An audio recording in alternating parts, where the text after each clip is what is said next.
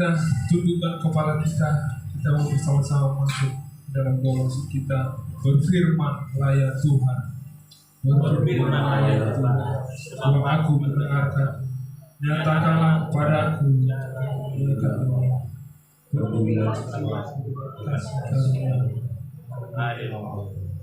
Amin. Puji Tuhan. Haleluya. Kita akan menyerahkan segala rangkaian ibadah kita pada saat hari ini. Kita akan dipimpin oleh Bapak Sito Standar. Kita akan mengangkat lagu pujian kita.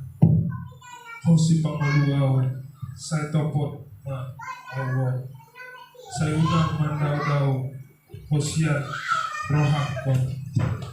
Ia setutu, dohot udarmi. Kita mau disucikan oleh darah Yesus pada saat hari ini. Kita menyerahkan segala rangkaian ibadah kita. Kita doakan setiap pelayanan Tuhan. Kita doakan hari kebaikan ini. Kita Tuhan Yesus mau menebus dosa kita, orang berdosa ini. Kita mau datang menyembah Dia, menunjukkan hati kita. Kita mau disucikan pada saat hari ini. Haleluya.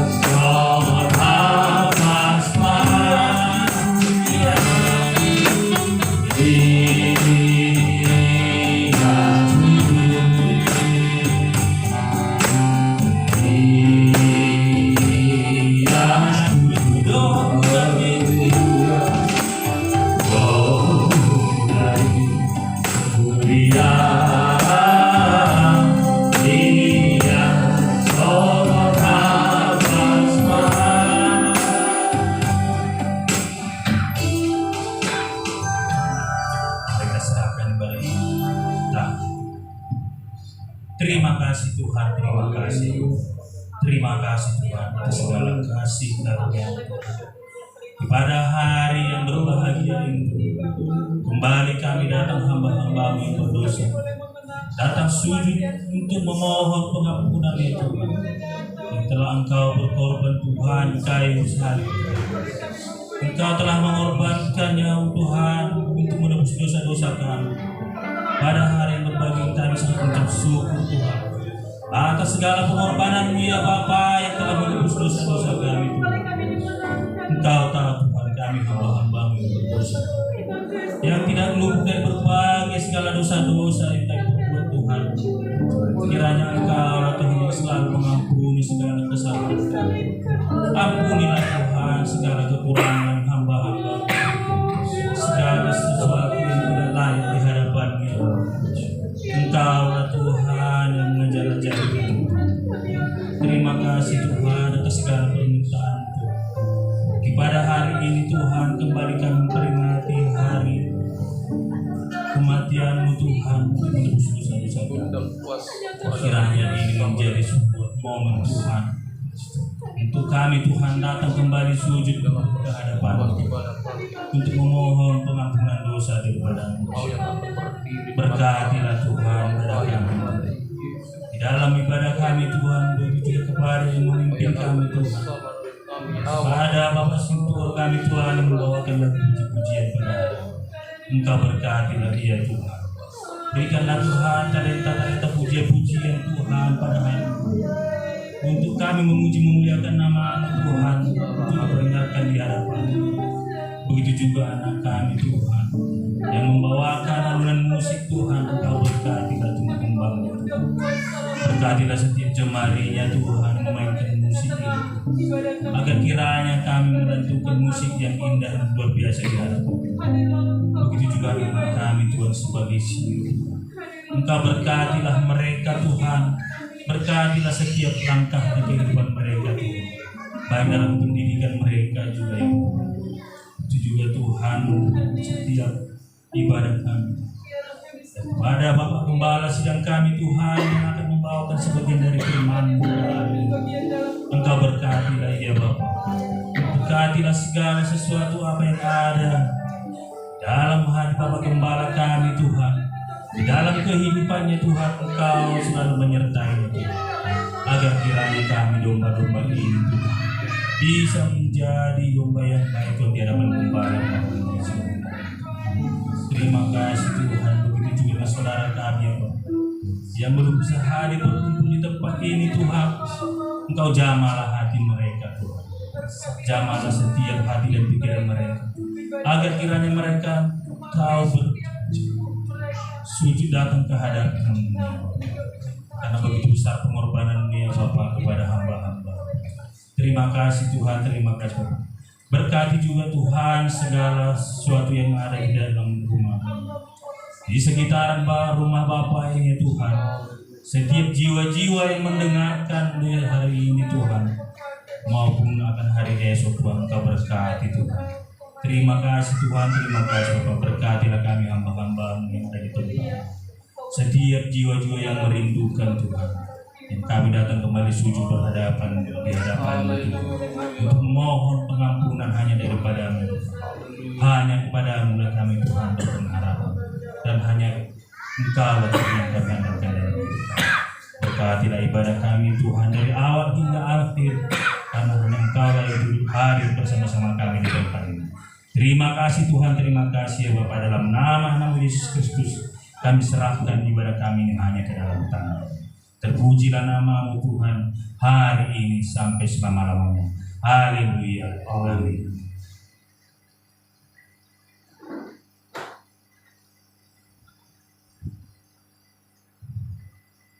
Puji Tuhan. Haleluya. Kita akan mendengarkan sebuah pujian dari Pemuda Pemudi. Untuk itu kita akan mengangkat sebagai lagu pujian kita. Dia Yesus telah mati bagiku, Dia Tuhan selamatkan jiwaku. Di pertengahan pujian kami akan mengundang persembahan pujian dari Pemuda Pemudi di tempat ini. Haleluya.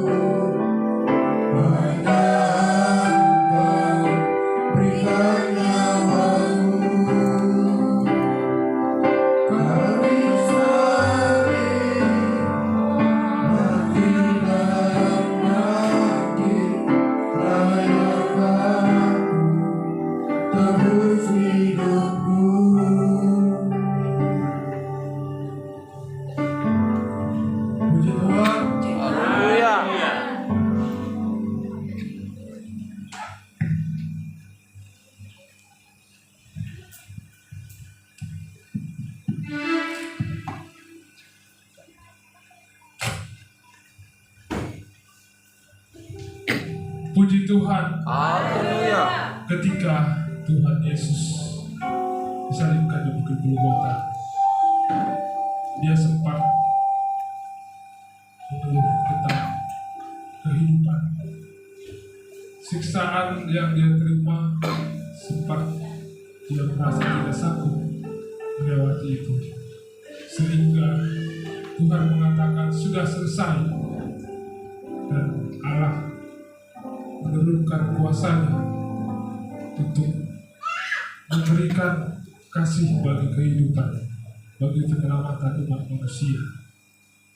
Untuk itu, sambil kita juga akan memberikan persembahan yang terbaik bagi Tuhan kita melalui pujian kaum ibu dan kaum bapak. Nanti kaum ibu dulu, tabat seling pujian akan dilanjutkan oleh pujian kaum bapak. Kita akan mengangkat lagu penyembahan kita kembali.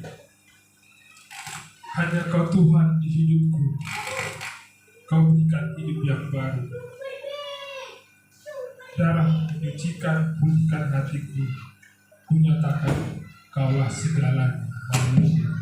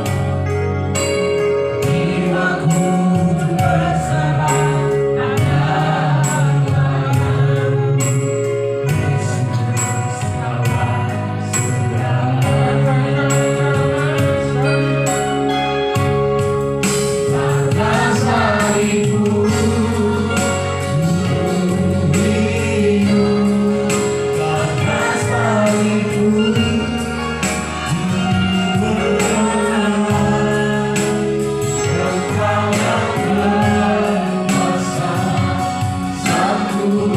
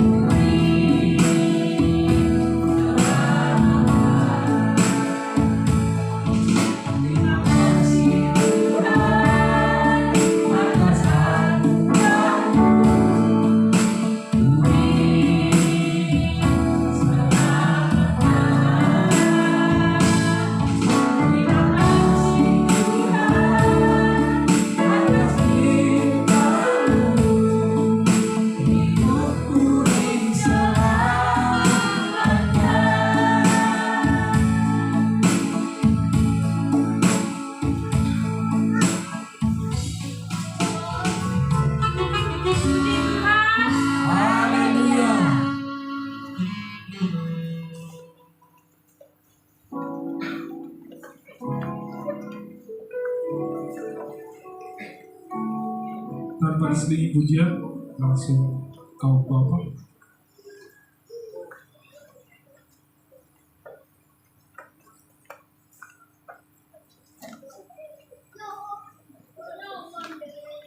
Langsung.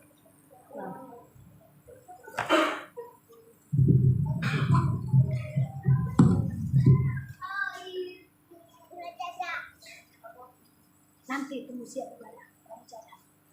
Ya.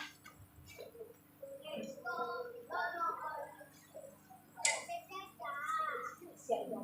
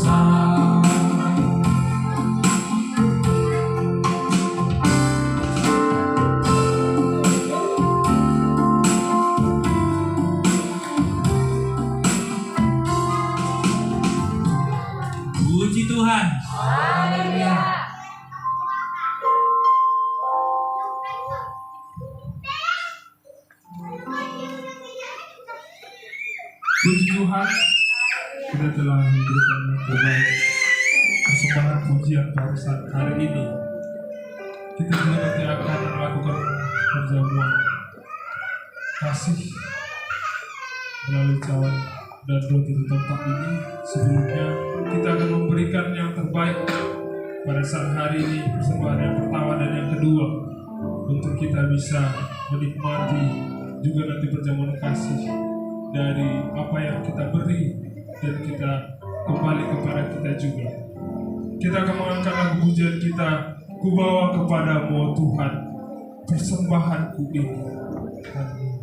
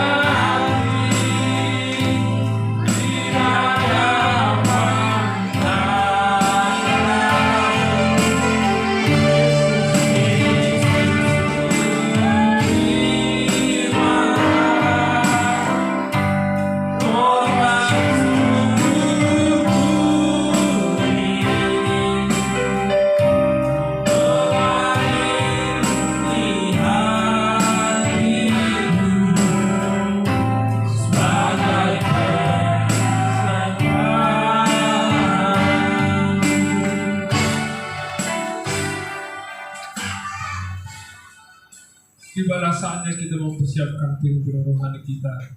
Kita akan mendengarkan firman Tuhan yang akan membawa pendeta kita. Untuk itu kami undang untuk bangkit berdiri. Kita menghormati firman Tuhan pada saat hari ini. Sambil kita akan mengangkat lagu penyembahan kita kembali Dengan darah-Mu Kau tebus dosaku, dengan nyawa Kau tukar hidupku. Kini aku sepenuhnya milik-Mu, akulah anak-Mu. Haleluya. Di tangan pujian kami akan mengundang Bapak Pendeta untuk mengambil alih seluruh altar ini. Haleluya.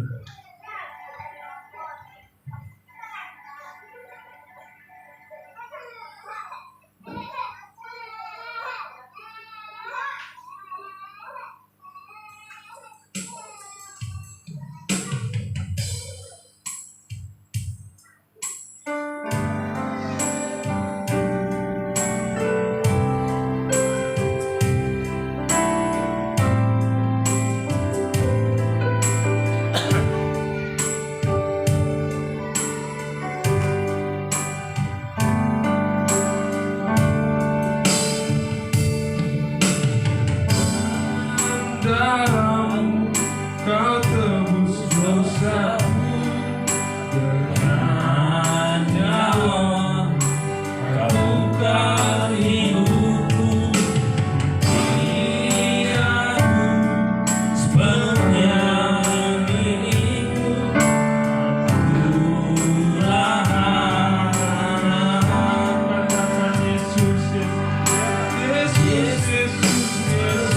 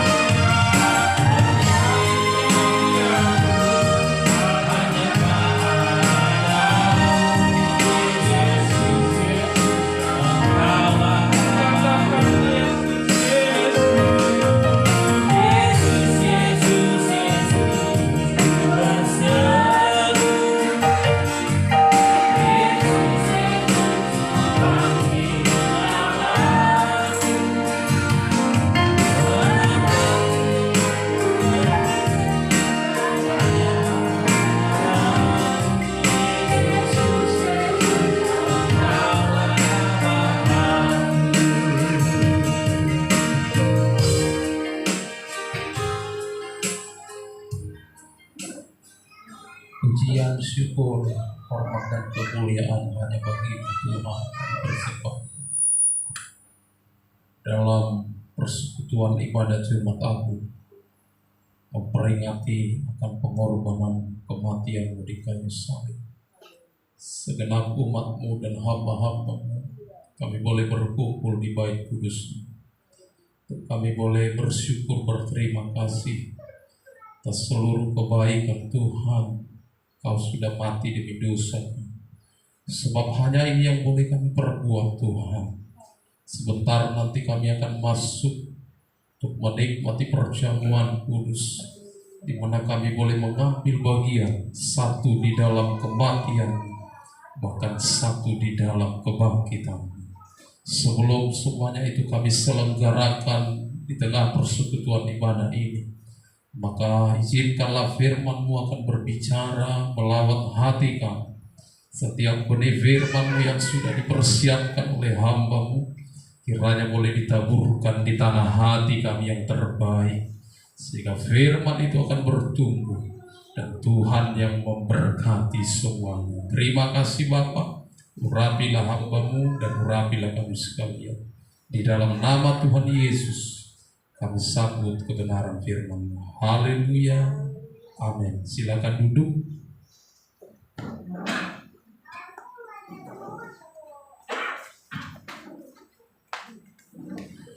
Puji Tuhan. Haleluya.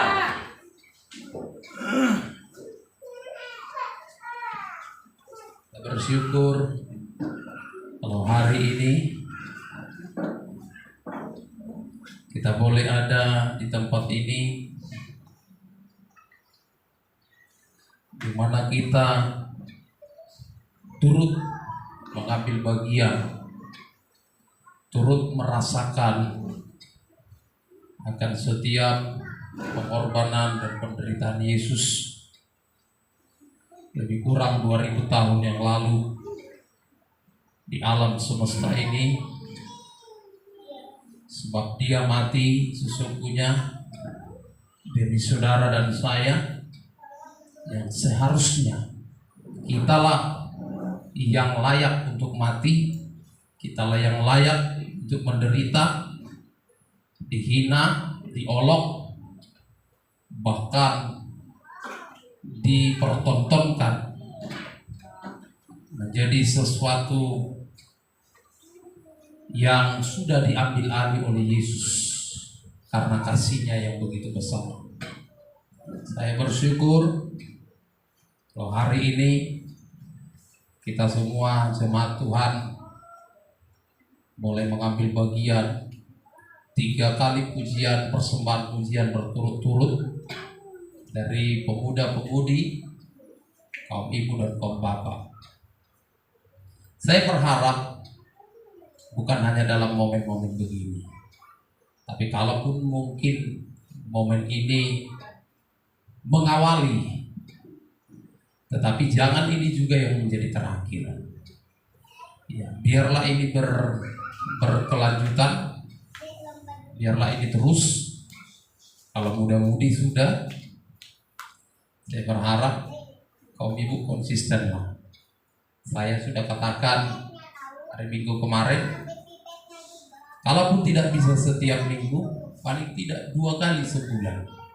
Pada saat ibadah kita, habis ibadah latihan sebentar sambil menikmati berkat Tuhan, sehingga kita tidak begini-begini saja. Ya. Puji Tuhan. Haleluya. Kita akan mendengarkan firman Tuhan yang sudah sangat familiar dari Injil Yohanes pasal yang ketiga, ayat yang ke-16 dan ayat yang ke-17. Dengan segera boleh ditampilkan di layar monitor kita. Kita mau semua kita membaca ayat ini dengan suara yang nyaring, sekaligus merupakan bentuk pengakuan kita kepada kasih Tuhan yang begitu besar. 1, 2, 3. Iya. Karena begitu besar kasih Allah akan dunia ini, sehingga Ia telah mengaruniakan anaknya yang tunggal, supaya setiap orang yang percaya kepadanya tidak binasa, melainkan beroleh hidup yang kekal. Sebab Allah mengutus anaknya ke dalam dunia bukan untuk menghakimi dunia, melainkan untuk menyelamatkan oleh Dia. Puji Tuhan. Haleluya. Satu perkataan firman Tuhan yang sungguh indah, dan seluruh dunia, seluruh bahasa sudah mengetahui tentang firman ini. alasan Allah mengaruniakan Yesus Kristus, Putra Tunggal Bapa di surga, satu-satunya. Karena apa? Karena kasih-Nya yang begitu besar. Bukan karena kelayakan manusia, bukan karena kebaikan saudara, bukan juga karena kebaikan saya. Bukan karena saya layak, saya pantas untuk menerima itu. Tetapi semata-mata alasannya tidak lain tidak bukan karena kasih Allah yang begitu besar. Saya tidak bisa menganalogikan sebesar apa kasih Allah itu. Sebesar lautan kah? Sebesar gunung kah? Sebesar samudra kah? Saya tidak bisa untuk mencoba menerjemahkan kasih Allah yang begitu besar. Namun satu hal yang pasti, kita harus percaya kasih Allah itu tidak terukur. Setinggi langit melebihi langit, sedalam lautan melebihi dalamnya lautan. Bahkan seluas samudra sekalipun, kasih Allah masih jauh melebihi luasnya samudra. Maka bisa kita simpulkan, kasih Allah itu tidak terukur.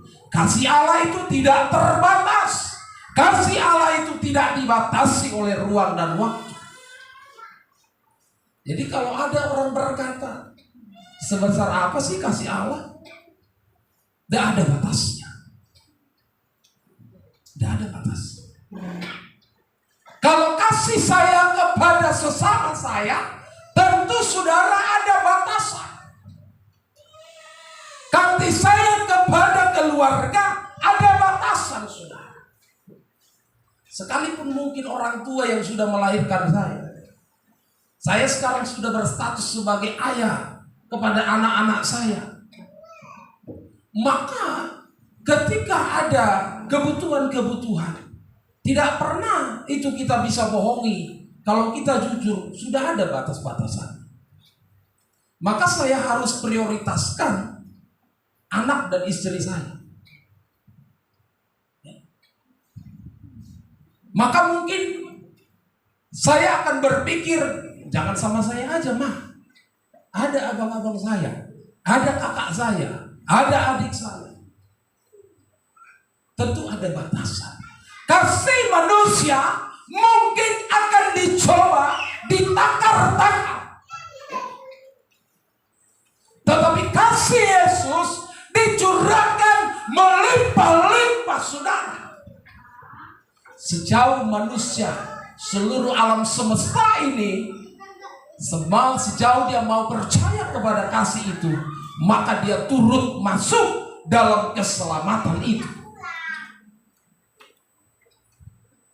Tetapi sekalipun kasih itu begitu besar, kalau saudara tidak mau percaya kepada kasih yang diberikan kepadamu, maka engkau pun tidak turut masuk di dalam keselamatan yang Tuhan tawarkan itu. Dan saudara kekasih dalam nama Tuhan Yesus Kristus, karena begitu besar kasih Allah akan dunia ini, sehingga dia mengaruniakan anaknya yang tunggal. Terkadang saya berpikir, apa tidak ada pilihan? Apakah tidak ada alternatif yang Allah bisa jadikan siapa saja sebenarnya seturut dengan kehendak Allah itu sendiri? Sebab Allah sesuatu yang tidak bisa diintervensi. Kenapa tidak malaikat saja Tuhan utus? Kenapa tidak para nabi, tidak para rasul yang Tuhan utus? Mungkin Musa, mungkin Elia, atau mungkin Henok sekalipun. Di mana dia naik ke surga tanpa mengalami kematian.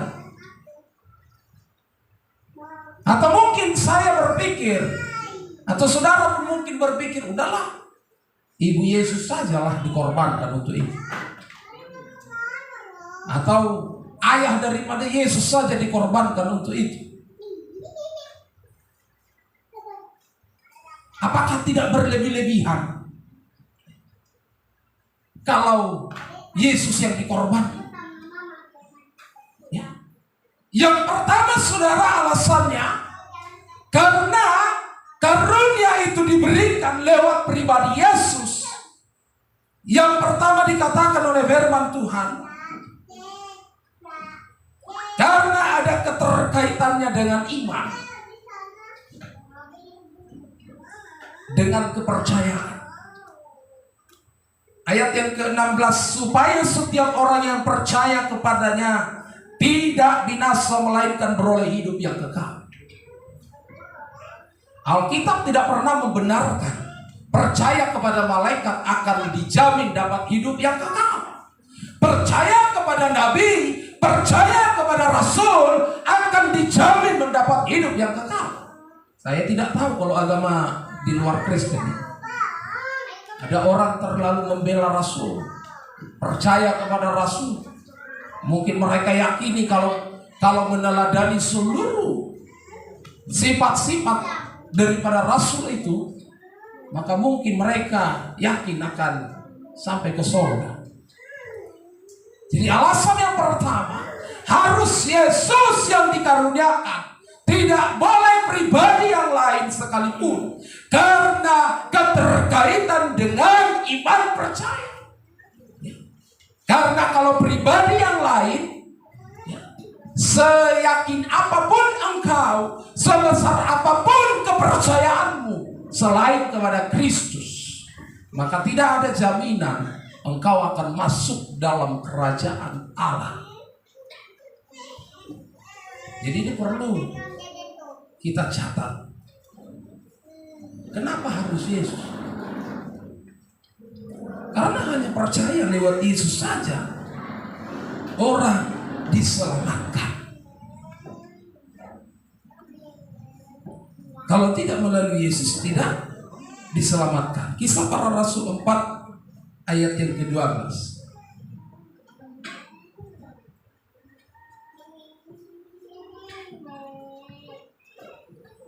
Kisah Para Rasul 4 ayat 12. Dan keselamatan tidak ada di dalam siapapun juga selain di dalam Dia. Ini berbicara Yesus. Sebab di bawah kolong langit ini tidak ada nama lain yang diberikan kepada manusia yang olehnya kita dapat diselamatkan. Kalaupun ada mungkin manusia yang hidupnya saleh dari ujung rambut sampai telapak kakinya, hidup dalam kesalehan yang luar biasa.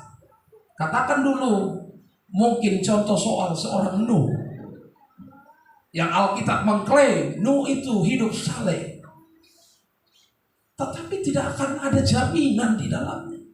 Firman Tuhan katakan keselamatan tidak ada di dalam siapapun juga selain di dalam Yesus.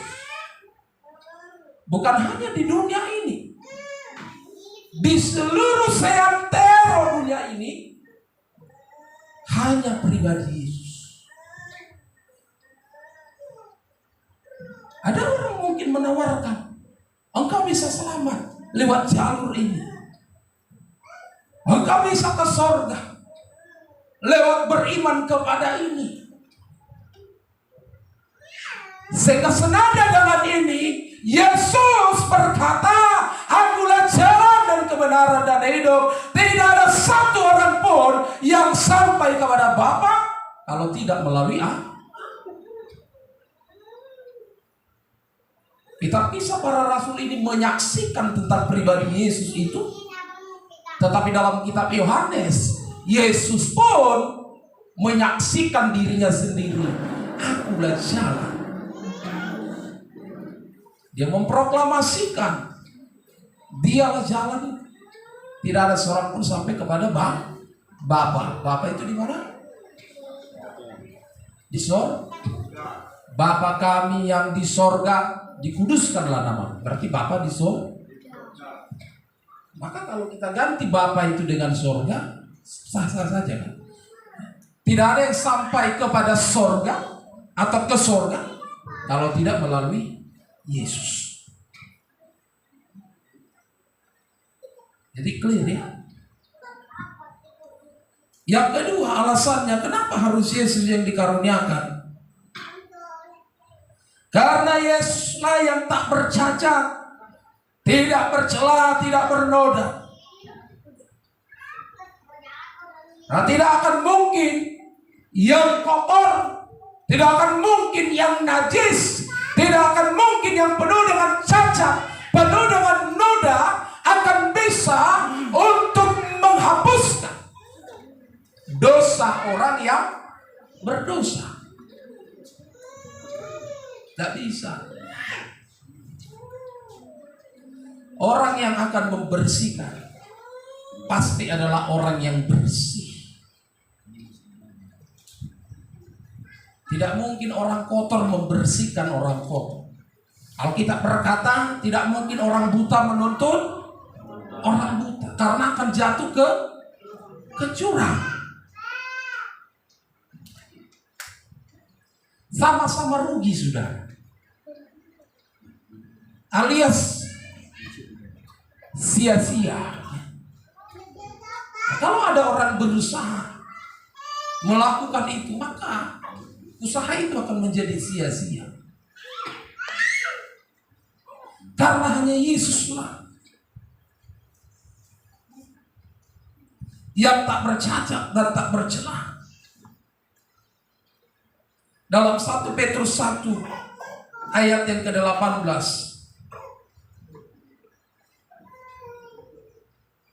1 Petrus 1 ayat 18 dan 19, sebab kamu tahu bahwa kamu telah ditebus dari cara hidupmu yang sia-sia yang kamu warisi dari nenek moyangmu itu, bukan dengan barang yang fana, bukan pula dengan perak atau emas, melainkan dengan darah yang mahal, yaitu darah Kristus yang sama seperti darah anak domba yang tak bernoda dan tak bercacat.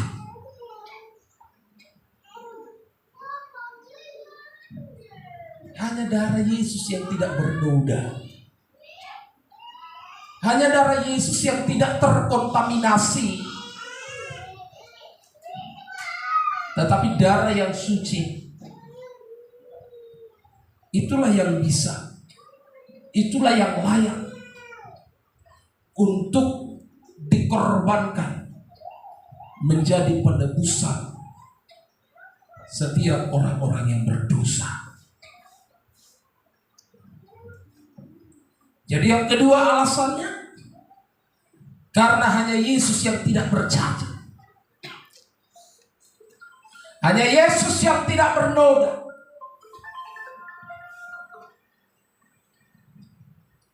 Adakah orang yang tidak bernoda? Malaikat pun tidak ada jaminan dia tidak bernoda. Buktinya Lucifer yang tadinya dia penghuni surga, ternyata dia jatuh juga ke dalam dosa.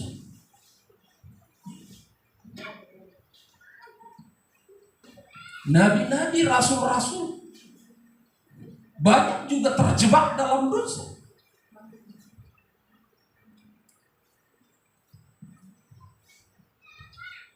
Jadi hanya Yesus. Tidak ada di luar Yesus. Malaikat pun bisa berdosa. Yang ketiga alasannya karena Yesuslah yang sudah ditentukan Allah, tidak ada yang lain. Roma 3 ayat 25.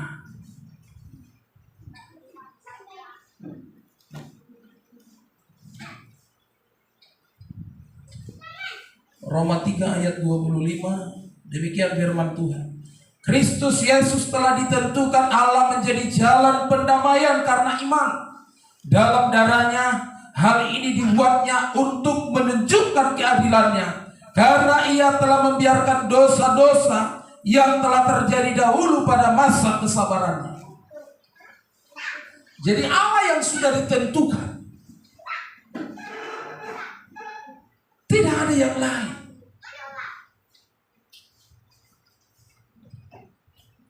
Andai kata saya rela, saya mau, tanpa dipaksa, tanpa diminta, udah Yesus, saya saja yang gantikan engkau.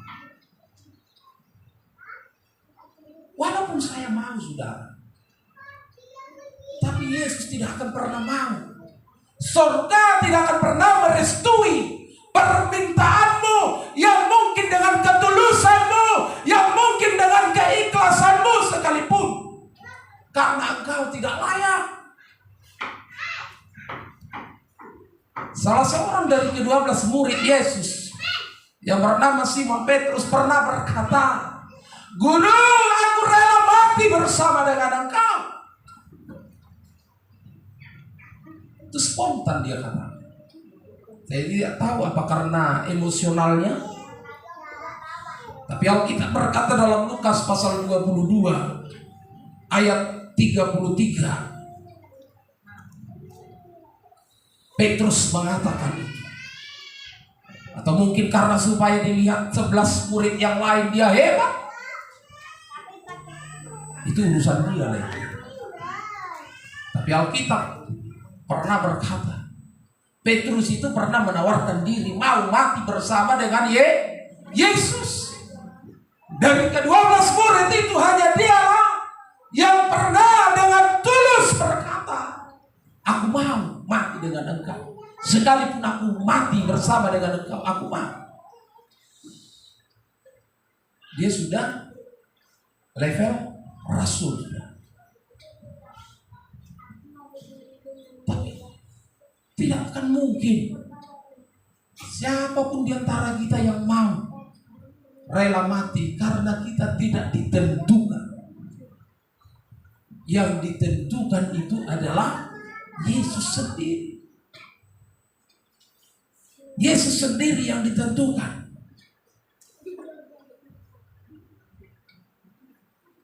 Dan berbicara tentang misi penyelamatan manusia, di mana Yesus sudah ditentukan, dialah yang akan menjadi korban domba Paskah itu, bukan berbicara tentang sesuatu yang datangnya secara tiba-tiba, tetapi ini sudah diselenggarakan jauh sebelum dunia ini ada, bahkan jauh sebelum manusia ada. Yesus sudah ditentukan menjadi korban persembahan, korban Paskah ini. Itulah hebatnya Allah itu. Belum lagi manusia jatuh ke dalam dosa, rupanya Allah sudah tahu pasti akan terjadi kejatuhan ke dalam dosa. Lanjut ayat yang ke-20, 1 Petrus yang pertama ayat 20 itu. Apa dikatakan? Ia telah dipilih sebelum dunia dijadikan. Betul ya? Yesus itu sudah dipilih sebelum dunia dijadikan. Nah, kalau dunia belum dijadikan, manusia pun belum ada. Ya kan? Lalu terus, tetapi karena kamu, ia baru menyatakan dirinya pada zaman akhir. Terkadang saya berpikir, sudah, kenapa ya Yesus tidak mati ketika di zaman Nuh? Di zaman Nuh, kejahatan manusia memuncak dalam level yang sudah tidak dapat ditoleransi Allah. Kita bisa bayangkan, dari seluruh penduduk yang ada di dunia ini, hanya satu keluarga saja yang takut akan Tuhan. Kenapa Yesus tidak di sana saja mati? Kenapa Yesus tidak di sana saja menunjukkan kasih-Nya yang begitu besar? Tetapi justru di zaman Nuh, Yesus menunjukkan bagaimana Dia harus menyelenggarakan keadilan itu. Orang yang takut akan Tuhan akan dipelihara dan diselamatkan, sementara orang yang sudah bergelimang dengan dosa akan masuk dalam penghukuman itu lewat air bah. Mereka semua hanyut, tenggelam, mereka semua mati. Berbeda dengan kedatangan Yesus. dalam zaman kasih karunia.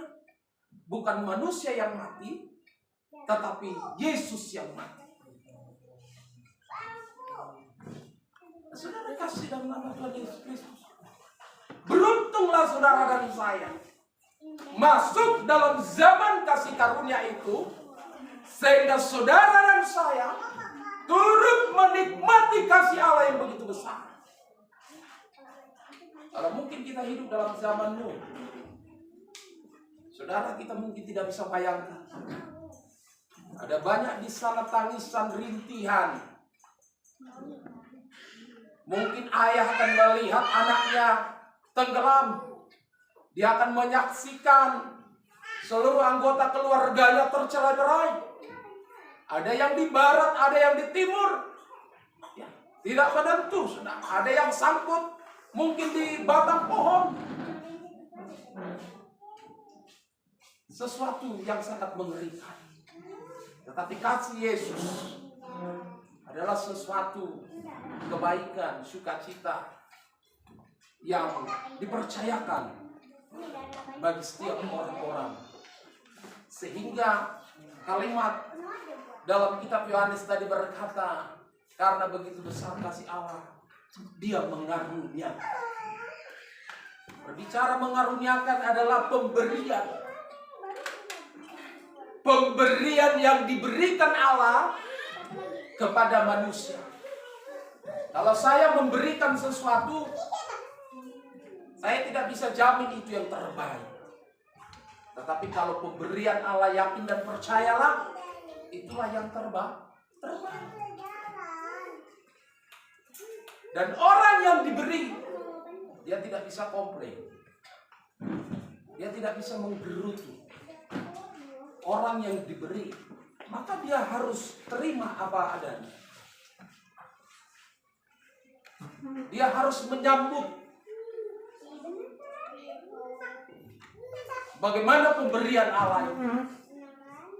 Terima saja, percaya saja, itulah yang terbaik.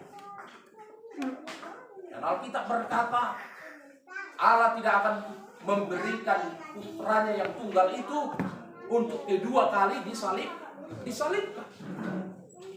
Kalau engkau tidak menerima karunia ini, pemberian Allah ini, tidak akan pernah engkau akan menerima pemberian karunia yang kedua dan seterusnya. Karena Yesus dikaruniakan hanya untuk sekali, mati untuk selama-lamanya, untuk seterusnya. Jadi jangan pernah berkata, berbuat dosa lagi lah. Mungkin sekian lama lagi, sekian waktu lagi, Allah juga akan mengaruniakan Yesus. Tidak. Itu pun sebenarnya kita sudah luar biasa. Saya katakan tadi, bagaimana kalau kita hidup dalam zaman Nuh? Ada kengerian di dalamnya. Walaupun manusia sudah diingatkan berulang kali, karena proses pembuatan bahtera Nuh itu bukan bisa berlangsung dengan instan. Sepanjang proses pembuatan bahtera itu, sepanjang itu juga Nuh memiliki peluang untuk bersuara, menyuarakan supaya mereka bertobat. Tidak ada yang menghiraukan, tidak ada yang mendengar. Bahkan yang ada mereka justru mencibir, mereka menertawakan. Kalau hanya untukmu satu keluarga, ngapain engkau buat bahtera ini begitu panjang, begitu tinggi, 300 hasta panjangnya, 50 hasta lebarnya, dan 30 hasta tingginya. Kalau hanya untuk berapa orang? Keluarga Nuh diselamatkan 8 orang. Nuh, istrinya, 3 anaknya, dan 3 menantu. Kalau kan untuk 8 orang, ngapain segede ini bahtera? Wajar secara logika. Bukankah itu pemborosan? Bukankah di sana banyak pemborosan energi, pemborosan material, pemborosan waktu, pemborosan tenaga? Banyak. Pemborosan yang sifatnya begitu kompleks. Tetapi Nuh terus bergiat mengerjakan itu. Nah, saudara kekasih dalam nama Tuhan Yesus Kristus, berita tentang kematian Yesus adalah sesuatu berita yang membuat kita boleh mengambil bagian di dalam keselamatan. Sebab itu tidak perlu kita berpikir panjang. Karena syaratnya dikatakan firman Tuhan dalam Yohanes 3:16 tadi, barang siapa yang percaya kepadanya akan diselamatkan. Jadi jangan kita bodoh untuk menyikapi karunia yang Tuhan percayakan bagi kita. Beberapa waktu yang lalu saya pergi dengan istri saya untuk kunjungan Idul Fitri. Saya menjumpai keluarga, ayah, ibu, dan anak mereka. Kebetulan bapak itu dari lahir sudah cacat, kakinya cacat dua-dua, jadi dia harus pakai tongkat. Tangannya pun cacat dua-dua. Dan itu bukan karena kecelakaan kerja, tetapi itu berlangsung mulai dari lahir. Saya coba berdiskusi, Bapak, kenapa tidak obati? Ataukah karena Bapak terkendala dengan biaya? Tidak, Pak. Kalaupun ada yang mensponsori saya, kalaupun ada donatur, kalaupun ada orang yang memberikan sumbangan dengan cuma-cuma, sekian banyak uang yang diperlukan, ada orang yang ikhlas dan tulus untuk membawa saya operasi kah namanya atau apa itu bentuknya, saya tidak akan mau. Wah, seumur-umur saya baru pernah mendengar ada suatu pernyataan orang. Tidak jarang kita melihat di media sosial, justru banyak orang menjadikan itu menjadi suatu cara untuk menggalang donasi mereka, supaya ada orang yang tergerak hatinya. Nah, ini justru dia sebaliknya. Kalaupun ada orang yang mau membantu ini, saya tidak akan mau. Saya penasaran apa alasannya Bapak. Saya bilang, karena ini dari Tuhan. Karena ini bawaan saya dari lahir. Saya dilahirkan, begini sudah ditentukan Tuhan. Ada apa ini? Pikir saya. Lalu saya coba sondingkan dengan firman Tuhan ini.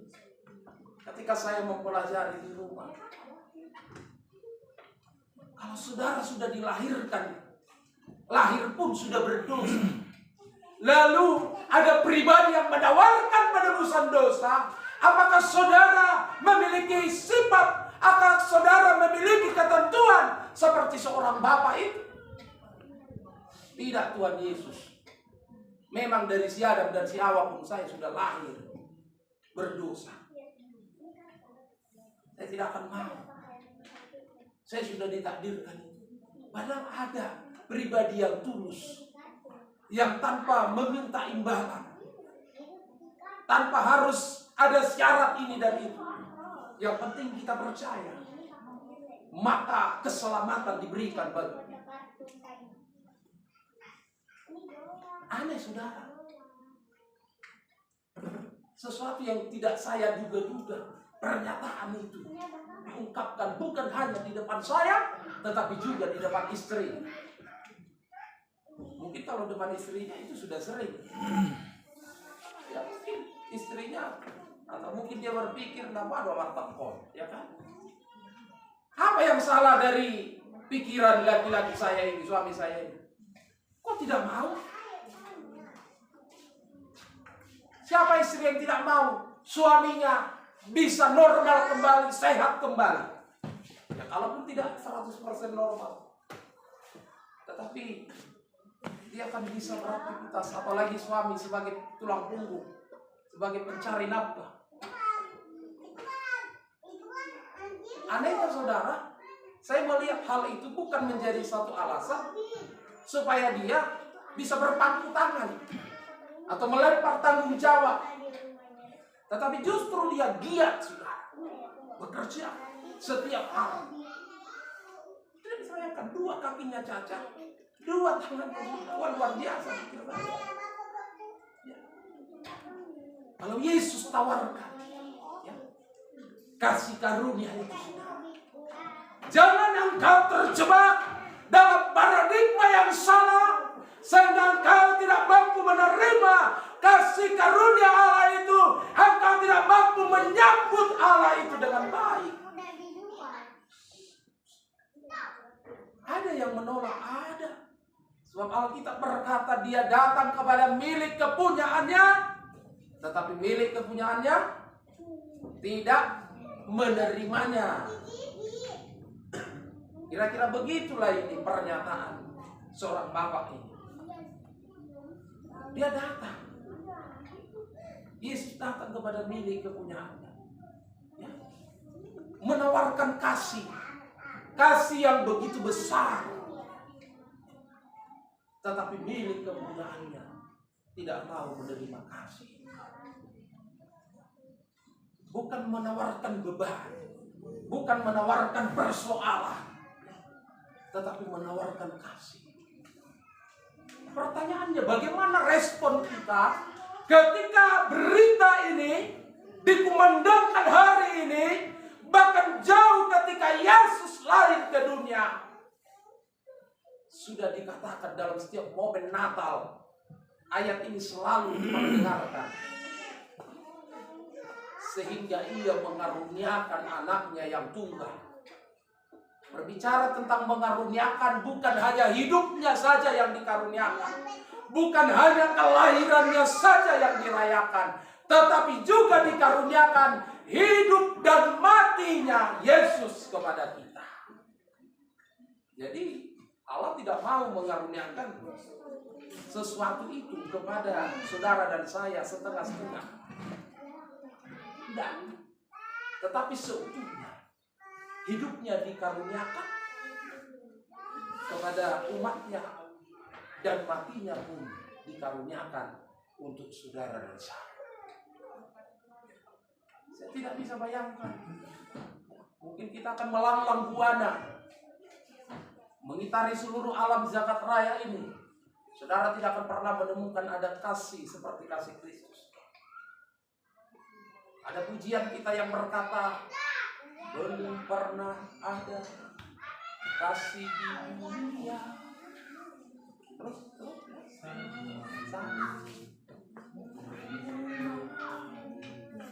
Apa ada selain kasih? Takkan pernah ada kasih seperti itu. Ya. Syair itu bukan dicipta tanpa alasan. Tetapi realitanya memang tidak akan pernah kita temukan kasih seperti Yesus. Saya sudah katakan tadi, kalau engkau melanglang buana ke seluruh alam zakat raya ini, bahkan ke seluruh angkasa manapun, engkau coba meneliti, engkau coba menelusuri, kau tidak akan pernah menemukan kasih seperti ini. Kasih yang begitu besar. Tidak akan pernah bisa kita ukur dengan apapun. Bagaimana kita menerjemahkan kasih itu? Kasih yang luar biasa. Itulah yang kita terima di dalam momen kematian Kristus, dalam memperingati Jumat Agung. Itu yang kita terima. Sehingga saudara dan saya boleh ada di tempat ini karena kita mengenal kasih Tuhan yang luar biasa. Ada orang mungkin yang engkau anggap baik selama hidupmu, Bahkan mulai dari teman kecil, teman satu alumni, ada banyak catatan-catatan indah. Seolah tidak ada yang kurang. Seolah engkau satu frekuensi dengan dia. Seolah tidak ada yang tidak cocok dengan hidupmu. Seolah-olah dia fotokopi hidupmu. Tetapi sesempurna-sempurnanya pun dia, dalam pandangan kita, dalam penilaian kita, dalam hati sanubari kita, tidak akan pernah bisa disetarakan dengan kasih Kristus yang begitu besar itu. Ini menjadi perenungan. Oleh karena itu saudara kasih, dalam nama Tuhan Yesus Kristus, terimalah kasih karunia Tuhan ini. Ketika engkau menerima karunia Allah, maka dengan secara otomatis engkau sudah menerima kematiannya. Kalau engkau sudah menerima kematiannya, engkau juga akan menerima kebangkitannya dan kenaikannya dan kehidupan yang Tuhan sudah sediakan saat Yesus ada di sorga, menyediakan tempat bagi saudara dan saya.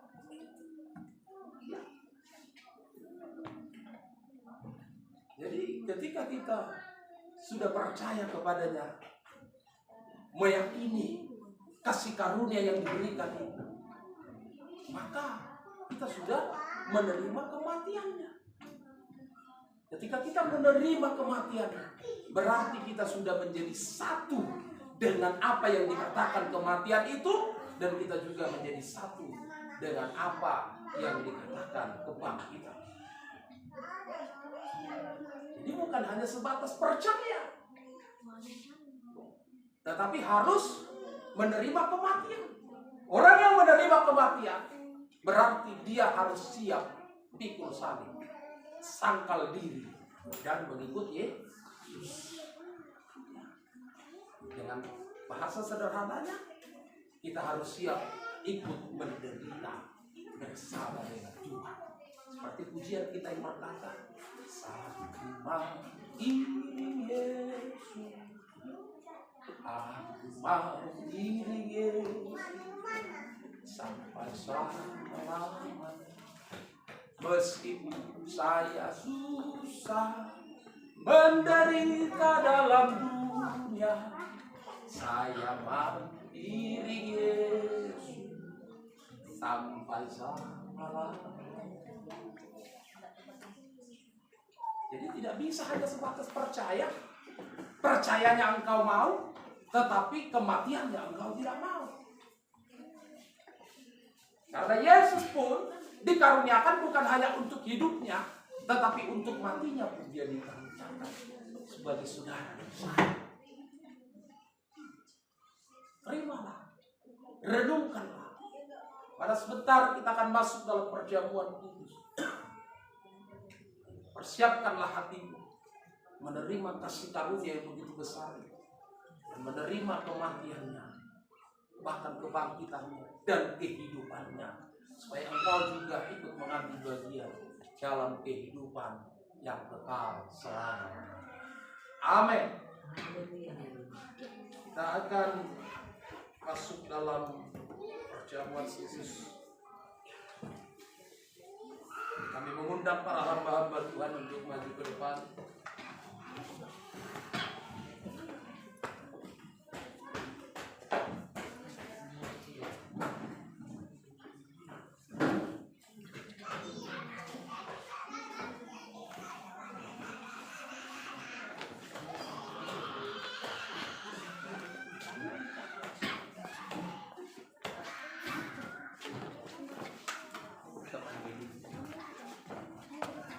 Kita naikkan pujian penyembahan kita. Kami undang jemaat boleh bangkit berdiri di tempat.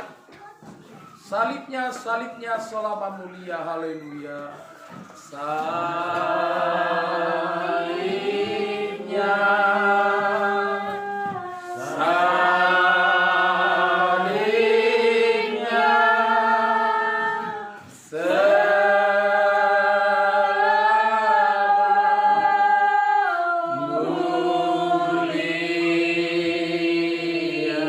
dosaku disucikan.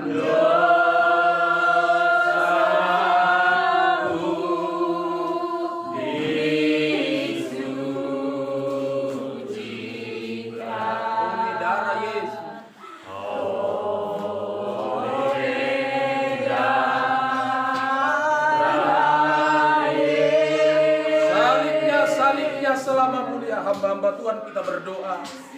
Kami bersyukur di hadapan-Mu Bapa di sorga. Inilah kami Tuhan para hamba-hamba-Mu berdiri mengelilingi roti dan anggur yang kami imani adalah darah dan tubuh Kristus yang sudah ada di hadapan kami, yang sebentar akan kami nikmati. Kami bagikan kepada seluruh umat-umat-Mu yang percaya kepada kematian Kristus. Bapa di dalam surga, layakkan kami untuk masuk dalam perjamuan kudus ini. Engkau yang membasuh kami. Oleh darah Yesus kami disucikan. Oleh darah Yesus dosa-dosa kami diampuni. Terima kasih Bapa kami yang baik. Terima kasih Tuhan, berkatilah roti dan anggur ini. Engkaulah Tuhan menjamah sehingga roti dan anggur ini membawa kami masuk dalam kematian Kristus. Terima kasih Bapa kami yang baik. Terima kasih Tuhan Yesus Kristus. Di dalam nama Yesus kami berdoa dan kami mengucap syukur. Haleluya, haleluya.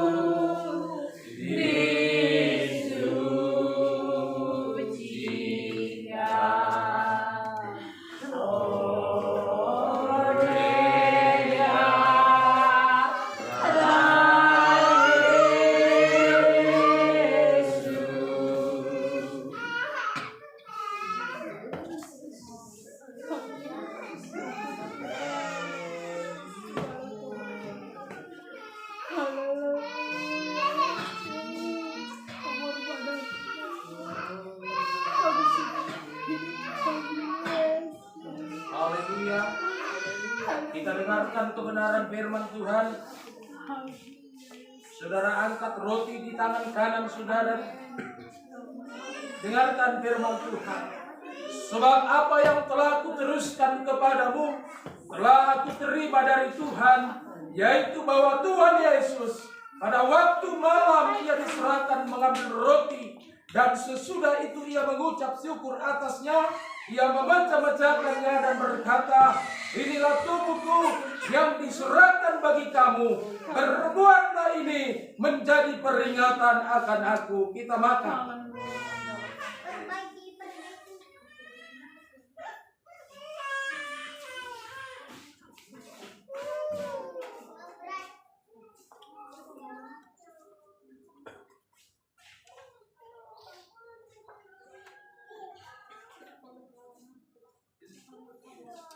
Kita angkat cawan anggur yang ada di tangan kita.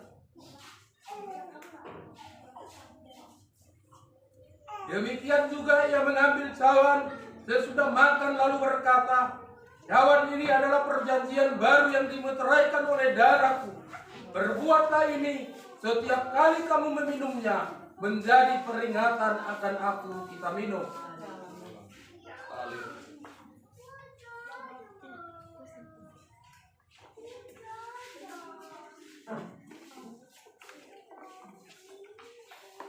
Sebab setiap kali kamu makan roti ini dan minum cawan ini, kamu memberitakan kematian Tuhan sampai Ia datang. Kembali kita mengangkat pujian kita. Salibnya selamanya mulia. Dan kita akan tutup ibadah ini dengan doa terakhir kita. Haleluya.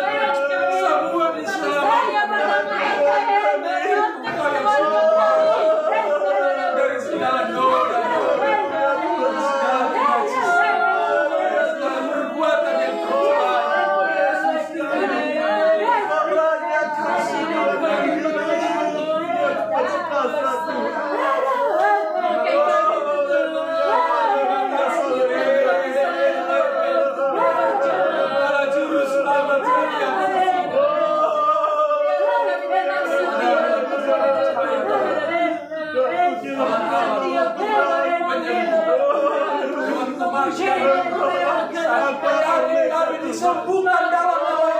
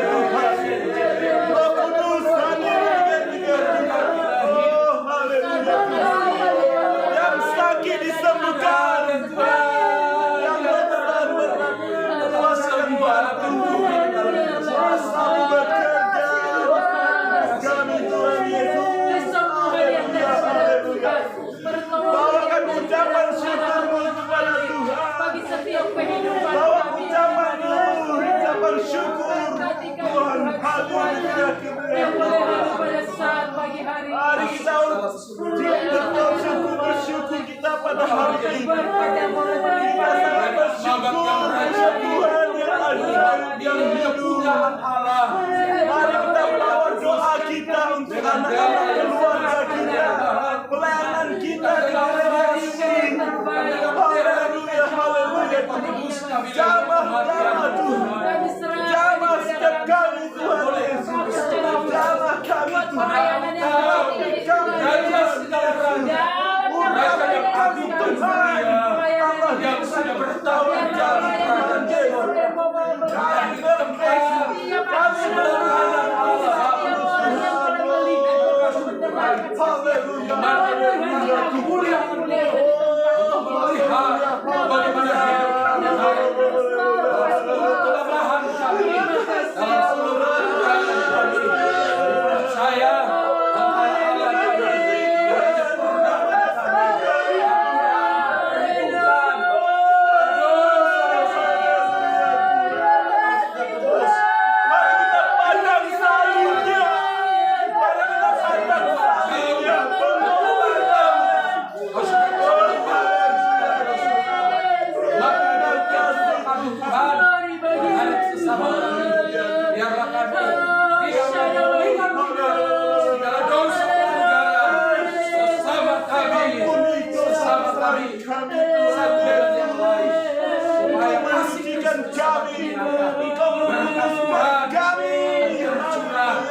limpah-limpah di dalam seluruh kehidupan kami. Terima kasih Bapa kami yang baik. Persembahan pujian yang sudah dipersembahkan oleh kaum pemuda-pemudi gereja-Mu, oleh kaum ibu di tempat ini, oleh kaum Bapak Tuhan yang sudah bersepakat untuk menaikkan pujian. Semuanya itu Tuhan kami persembahkan untuk kemuliaan hormat. Diberkatilah seluruh pemuda-pemudi, kaum ibu dan kaum bapak. Diberkatilah dari generasi kepada generasi berikutnya. Biar berkat-berkat Allah tidak akan pernah terputus, tidak akan pernah berhenti, tetapi akan terus mengalir seperti aliran air kehidupan yang mengaliri seluruh hidup kami dan mengalir di tengah-tengah pelayanan gereja tempat ini. Terima kasih Bapa kami yang baik. Terima kasih Tuhan Yesus Kristus. Berkati juga persembahan uluran tangan kami Yesus yang sudah kami persembahkan. Ada sebagian dari berkat-Mu yang kami terima. Kami boleh kembalikan hari ini. Biar tangan Allah juga terulur memberkati kami. Segala usaha pekerjaan kami diberkati. Sehingga kami akan bersuka cita, kami akan bersorak-sorai, menuai berkat-berkat. Sebab orang yang menaburlah yang akan menuai keberkatan, dan Tuhan yang sediakan yang terbaik. Terima kasih Bapa yang baik. Benih firman Allah yang sudah ditaburkan oleh hamba-Mu. Hamba-Mu terbatas untuk berkata-kata, tetapi Roh Kudus yang tidak terbatas itu akan terus bekerja di dalam hati pikiran, bahkan seluruh hidup kami. Bahkan Tuhan mengambil alih hidup kami, mengemudikan kami, sehingga Roh itu memampukan kami untuk melakukan kebenaran firman-Mu. Sehingga ketika firman itu dikerjakan, maka akan ada buah-buah yang akan kami terima, buah yang manis, buah yang indah. Itulah yang akan kami kecap, bahkan akan boleh dinikmati lingkungan kami, sehingga firman itu menjadi berkat. Terima kasih Bapa kami yang baik. Berkati seluruh hamba-hamba-Mu yang sudah berjeri lelah, yang sudah mempersiapkan segala sesuatunya untuk penyelenggaraan perjamuan kudus ini boleh terlaksana. Engkau yang memberkati semua hamba-hamba-Mu yang sudah terlibat Tuhan dalam pelayanan hari ini, diberkati oleh Tuhan. Terima kasih Bapa kami yang baik. Terima kasih Tuhan Yesus Kristus. Kami berdoa secara khusus bagi pelayanan gereja-Mu di tempat ini. Pelayanan yang kecil dan sederhana ini Tuhan. Engkau yang sudah memakai ini Tuhan mulai dari awal sampai hari ini. Dan kami percaya sampai selama-lamanya, sampai Tuhan datang Maranatha kali kedua, kami akan terus memperdengarkan suara kenabian. Suara kerasulan akan diperdengarkan di tempat ini, sehingga kemuliaan Tuhan akan terbit di tengah-tengah pelayanan ini. Terang Tuhan akan bersinar, dan biarlah pelayanan ini menjadi garam dan terang, menjadi kesaksian bagi banyak jiwa-jiwa, dan banyak jiwa-jiwa akan Tuhan kirimkan ke tempat ini untuk kemuliaan hormat hanya bagi nama-Mu. Sebentar ibadah ini akan berakhir, kami akan kembali ke rumah kami masing-masing. Berkati kami dalam perjalanan, antar dan tibakanlah kami tanpa kekurangan sama juga. Kami serahkan seluruh hidup kami, doa dan permohonan yang sudah kami panjatkan kepada-Mu. Engkau Allah yang maha mendengar, dan biarlah Engkau juga yang menjawab seturut dengan kehendak Tuhan saja. Maka terpujilah, termulialah Engkau pada hari ini, kekala itu sampai selama-lamanya. Bersama kita berdoa, Bapa kami di dalam surga. Bapa kami di dalam surga, dikuduskanlah nama-Mu, datanglah kerajaan-Mu, jadilah kehendak-Mu di bumi seperti dalam surga. Berilah kami pada hari ini makanan kami yang secukupnya, dan ampunilah kami atas segala kesalahan kami, seperti kami sudah mengampuni orang yang bersalah kepada kami. Dan janganlah bawa kami ke dalam pencobaan, tetapi lepaskanlah kami daripada yang jahat, karena Engkau yang punya kerajaan dan kuasa dan kemuliaan sampai selama-lamanya. Arahkanlah hatimu kepada Tuhan dan terimalah berkat Tuhan. Kasih karunia Tuhan Yesus Kristus, kasih Allah Bapa di dalam surga, dan persekutuan kuasa Roh Kudus, itulah yang menyertai memberkati kita sekalian hari ini sampai selama-lamanya. Haleluya. Amin. Silakan duduk.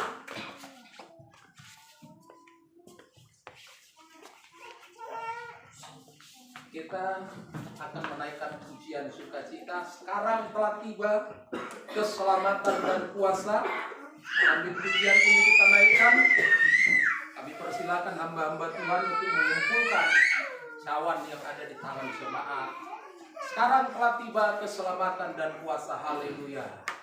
Sekarang telah tiba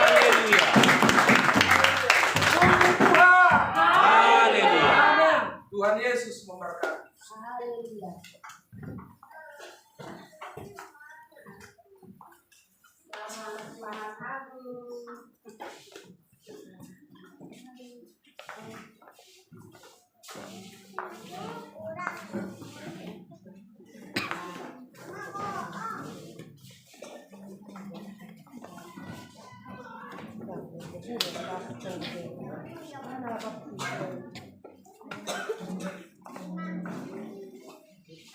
dari kami.